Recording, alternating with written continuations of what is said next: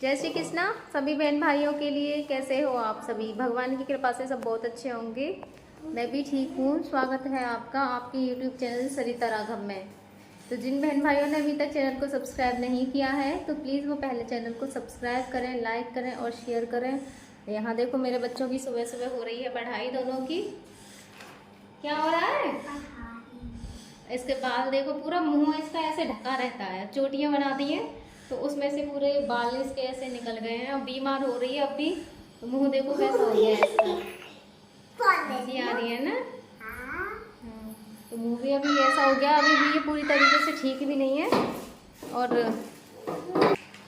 School तो ये बहुत दिनों से जा ही नहीं पा रहे हैं बिल्कुल भी। 2-3 दिन के लिए बारिश बंद हुई थी और फिर से बारिश हो गई। और इस गांव में इतना ज़्यादा पानी भरा हुआ है, इनके स्कूल में ना पूरा यहाँ तक, यहाँ सीने तक पानी भरा हुआ है। पूरा स्कूल उनका पानी से डूबा हुआ है।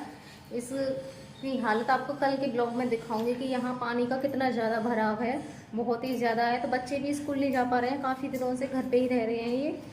तो अब आप समझ ही सकते हो कितना नुकसान हो रहा है। वैसे भी ये तो बीमार हो रही है, जा ही नहीं पा रही है। दूसरा स्कूल में भी पानी भरा है, पड़ा है पूरे में। इधर देखो ये मेरे हस्बैंड की टॉयलेट की थैली भी पूरी भर गई है।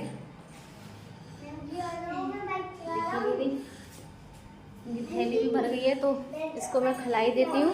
और ये भी देखो क्या हो रहा है, इतनी ताकत क्यों लग रही है? हैं? ये हाथ क्या कर रखे हैं? तकिया खींच रहा है, देखो तकिया खींच रहा है। निकालो, चलो इसको निकालो, निकालो इसको।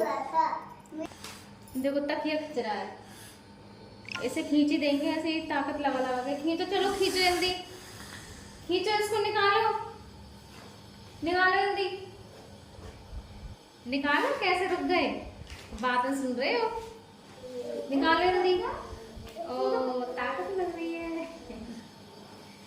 देखो खींच देंगे, देखो खींचा। और निकालो जल्दी, ऐसे ही निकालो इसको, निकालो जल्दी से, निकालो।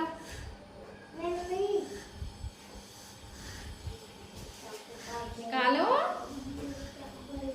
निकालो जल्दी। चलो जब तक निकालो मैं थैली ले आऊँ।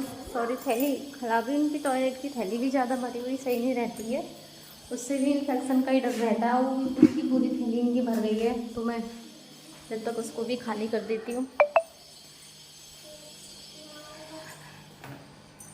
निकल पाया है या नहीं?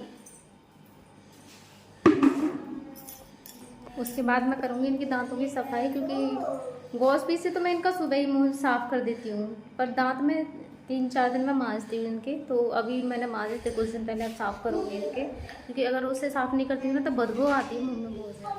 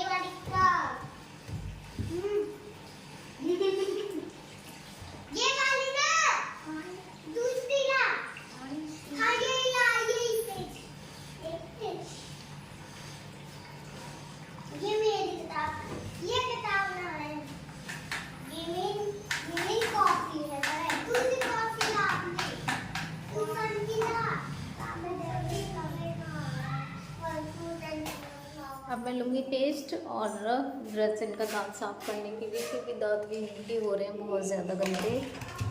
इनका मैं ब्रश हमेशा इनका कवर में रखती हूँ, जिससे कि कोई प्रॉब्लम ना हो। ये पेस्ट अब हो रही है इनके दांतों की सफाई। और दांत साफ़ करने में ये ऐसी ही हरकतें करते हैं, मुंह को इधर उधर चलाना, हाथों से भी ऐसे पकड़ पकड़ के खींचते हैं, खुद को ऐसे सोचते हैं कि मैं इससे छीन लूँ सारी चीज़ें ही। काम तो कोई भी करो आपको पता ही है कि ये ऐसे ही करते हैं, खींच खांच पकड़ के खींचना। बस मुझे थोड़ा सा ध्यान रखना होता है करने के लिए। ब्रश तो कुछ नहीं है, सॉफ्ट है ये काफ़ी, तो मुझे ऐसे लगने का कोई वो उसमें है ही नहीं है। और पेस्ट भी मैं ज़्यादा नहीं लेती हूँ उनके दांतों पे करने के लिए, क्योंकि ज़्यादा झाग होगा ना कहीं अंदर ना चला जाए। वैसे जाता नहीं है तो मैं थोड़ा सा ही पेस्ट लेती हूँ उनका, उसी से इनके दांत अच्छे से साफ़ हो जाते हैं। क्योंकि खाना पीना मैं इन्हें देती हूँ, जैसे दलिया वली वगैरह होता है ना, मैं थोड़ा थोड़ा इनके मुँह में ज़रूर देती हूँ, तो स्मेल तो आएगी ही। खाना पीना बेशक ये दांतों से ना चबाएं, लेकिन मुंह में मैं हमेशा देती रहती हूँ। और अगर मुंह को भी ना पहुँचूँ ना तो वो साइडों से भी आता है। और हमेशा मैं इनके लिप्स पे भी सना के रखती हूँ, क्योंकि डॉक्टरों ने बोला था कि इनके ना होठों पे ऐसे लगाया करो जब भी कुछ खिलाया करो, तो जैसे हम सब होते हैं, हमारे भी मुंह पे कुछ आता है तो जीभ से उसे हम ऐसे चाट के जो बोलते हैं साफ़ करने की कोशिश करते, तो हो सकता है ये जीभ निकाल के उसको साफ़ करने की कोशिश करें। तो मैं हमेशा इन्हें जब भी ऐसी दलिया वगैरह देती हूँ तो मुँह पे थोड़ा सा लगा देती हूँ इनके होठों पे, तो गंदगी तो हो ही जाती है। तो बस ये है कि ये जो सक्शन मशीन है ना, ये थोड़ी हार्ड होती है। मुझे ऐसे हैं जो मेरे लिए इनके सबसे ज़्यादा कठिन है करने, एक तो फ्रेश कराना, दूसरा इनके लिए नहवाना। ये दो चीज़ें, क्योंकि अगर ऐसे ही रहे आदमी तो कोई प्रॉब्लम है नहीं है, तो ये तो मारते पीटते भी हैं, तो इनसे बचाव भी करना होता है। मारना पीटना भी इनका ऐसे नहीं है, बहुत बुरी तरीके से मारते हैं ये। अगर मेरे बाल आ गए ना तो सोच लो उखाड़ के ले ही जाएंगे उनको। अगर मेरी कहीं से भी स्किन हाथ में आ जाती है ना तो पूरा ऐसे घुमा देते हैं पकड़ के, नील पड़ जाता है मेरा। तो करना बस ऐसे ही है, बहुत ज़्यादा मुश्किल होता है। दूसरा मेरी हालत भी इस समय ख़राब ही है, बस कर रही हूँ। बस करना तो है ही, करेगा ही कौन, फिर मुझे ही करना है। जैसे भी करूँ, हो या ना हो, करना तो है ही।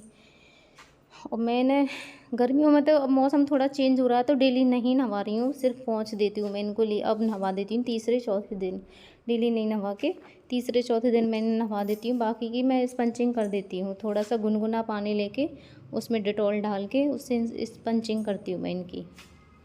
तो आज इन्हें 2-3 दिन हो गए थे तो मैं अब इन्हें नहवा रही हूँ, जिससे कि इनकी भी अच्छे से सफाई हो जाए। क्योंकि सबसे मेन है ऐसे पेशेंटों का साफ़ रखना, जिससे कि इन्फेक्शन ना हो। बाकी ऐसी कोई प्रॉब्लम नहीं है। भगवान की कृपा से हॉस्पिटल में भी सब कुछ अच्छा ही आया है। कोशिश तो मैं पूरी करती हूँ कि कोई इन्फेक्शन ना हो। बस एक सक्शन वो होता है, तो वो जैसे मौसम चेंज होने की वजह से हम नॉर्मलों में भी हो जाती है वो वाली प्रॉब्लम। तो और इनका सक्शन तो शुरू से ही रहा है, बस ये है कभी कम हो जाता है, कभी बढ़ जाता है, कभी पूरी तरीके से ख़त्म नहीं हुआ है। तो वैसे ऐसे ही है। इनको भी नहवा के कर रही हूँ रेडी, और नहा लिए हैं, ये भी रेडी हो गए हैं। आज ना मैं अपने आपको मिलवाती हूँ दीदी और जीजू से। आप सभी शायद उनसे मिले नहीं हो, आए तो वो बहुत बार है। मेरी शॉर्ट वीडियो है ना शुरू की, क्योंकि उस टाइम मैं ब्लॉग कम डालती थी, मुझे इतने ज़्यादा आते नहीं थे, तो मैंने शुरू में शॉर्ट ही डाल दी थी। शॉर्ट वीडियो में वो मेरे में हैं, और थोड़े दिन हो गए जब से मैंने ये ब्लॉग वगैरह डाले हैं, बीच में आए भी हैं, मैं उनकी वीडियो नहीं बना पाई थी।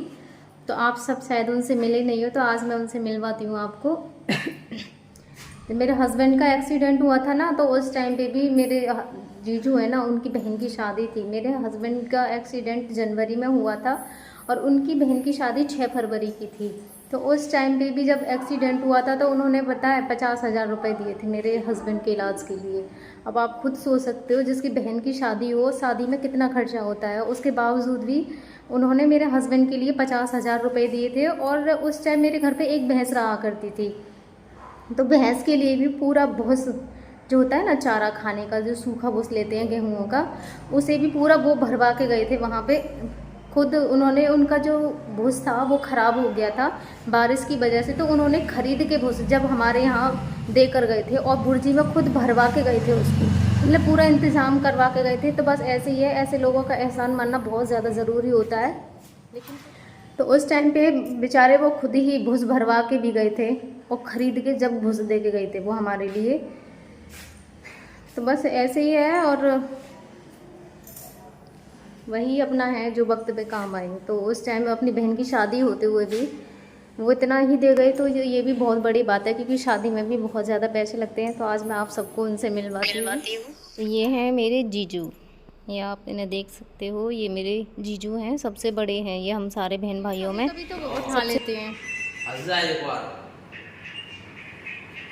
हंस जा, हंस जा भाई, हंस जा एक बार।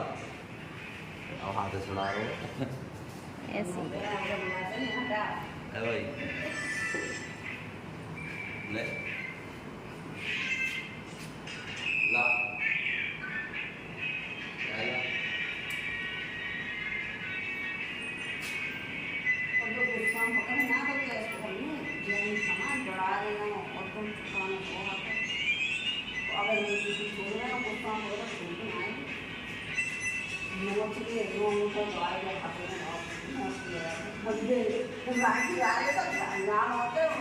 भैया अब फोन आया हो रात में बोलो मैं आऊँ तो आ रहा है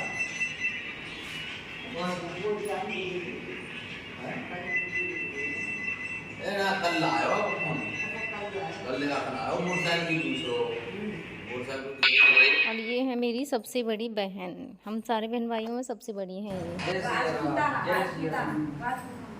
कितने मजे ले रहे हैं। ठाकुर है हम बेटे ठाकुर है हम वो चीज होती है हम जब भी तो इन्हें चलो तो सुना रहे हैं आवाज भी सुना वो चीज